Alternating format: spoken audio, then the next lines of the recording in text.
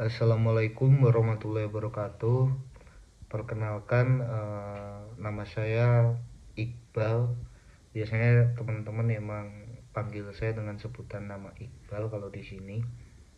Hmm, Alhamdulillah pada hari ini saya berkesempatan untuk menjelaskan kepada teman-teman apa itu Lembaga Negara Bantu di Indonesia.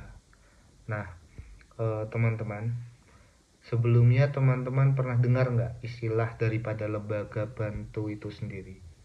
Nah, jadi teman-teman, kalau kita bicara lembaga negara, biasanya yang kepikiran itu seperti presiden, DPR, atau Mahkamah Agung, seperti itu. Nah, padahal di Indonesia ada juga namanya lembaga negara bantu. Nah, itu sifatnya sangat penting sekali teman-teman.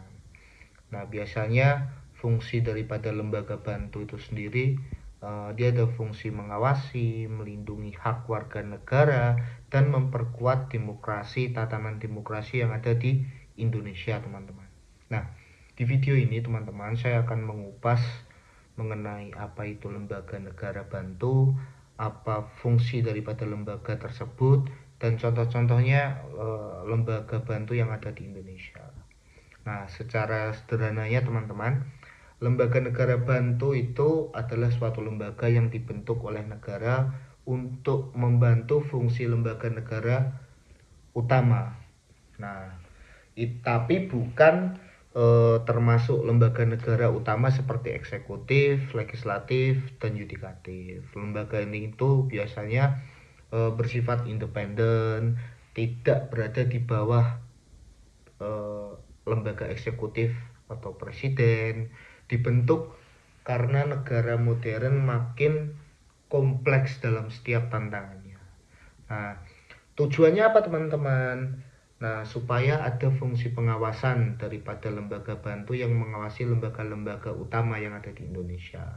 Lalu perlindungan hak masyarakat itu lebih terjamin karena ada fungsi pengawasannya itu tadi.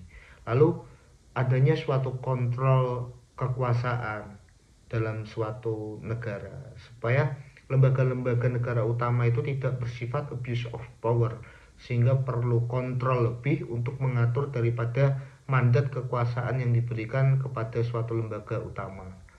Nah, makanya ada fungsi pengawasan di dalam lembaga bantu itu sendiri. Lalu fungsi lembaga negara bantu ada berapa fungsi utama, yaitu pertama seperti fungsi pengawasan itu tadi, misalnya mengawasi kinerja pejabat publik atau lembaga negara. Lalu fungsi yang kedua ada seperti perlindungan hak asasi manusia, dia memberi ruang bagi masyarakat yang dirugikan oleh negara. Lalu yang ketiga, fungsi penunjang demokrasi, jadi menjamin adanya seperti suatu penjalanan pemilu yang adil, jujur. Nah, lalu pemerintahan yang bersih, lalu ada suatu pelayanan publik yang adil bagi setiap golongan masyarakat. Lalu contoh lembaga negara bantu di Indonesia seperti Komisi Pemberantasan Korupsi atau KPK. Nah, KPK itu bertugas memberantas tindak pidana korupsi. Seperti KPK membantu aparat penegak hukum agar pemberantasan korupsi itu lebih efektif dan independen. Dia biasanya membantu aparat penegak hukum seperti kepolisian, kejaksaan dalam menangani kasus-kasus korupsi, walaupun ada jenjang. Jadi seperti kasus-kasus korupsi yang itu ditangani oleh kejaksaan atau KPK. Biasanya KPK itu dia menangani korupsi yang nilai korupsinya itu di atas 1 M. Nah, itu biasanya diawasi oleh lembaga KPK.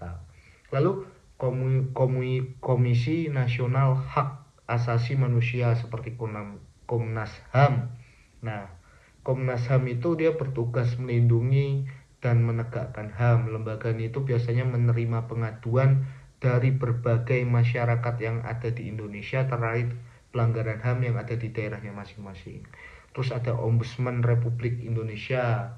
Ya, jadi itu ombudsman itu dia mengawasi suatu pelayanan publik yang ada di setiap lembaga yang ada. yang melayani berbagai masyarakat yang ada. Nah, bila mana nanti dalam setiap pelayanan suatu lembaga itu masyarakat mendapatkan suatu hal yang tidak adil, yang menyimpang daripada suatu pelayanan yang seharusnya sesuai ketentuannya, maka kita bisa mengajukan laporan kepada ombudsman. Udah banyak link-link tersedia online, angket-angket laporan yang kita bisa adukan kepada ombudsman untuk ditangani terkait pelayanannya. Nah, ada komisi pemilihan umum seperti KPU, yaitu penyelenggaraan pemilu agar berjalan langsung umum, bebas, rahasia, jujur, dan adil. Lalu ada badan pemeriksa keuangan seperti BPK. BPK itu dia memeriksa pengelolaan keuangan negara supaya transparan dan akuntabel.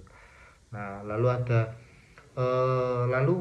teman-teman, kenapa lembaga negara bantu itu penting seperti yang saya jelaskan tadi itu, contoh-contoh lembaganya. Nah, coba kita bayangkan, tanpa adanya lembaga negara bantu, kekuasaan itu bisa berjalan tanpa adanya pengawasan, maka sangat bahaya.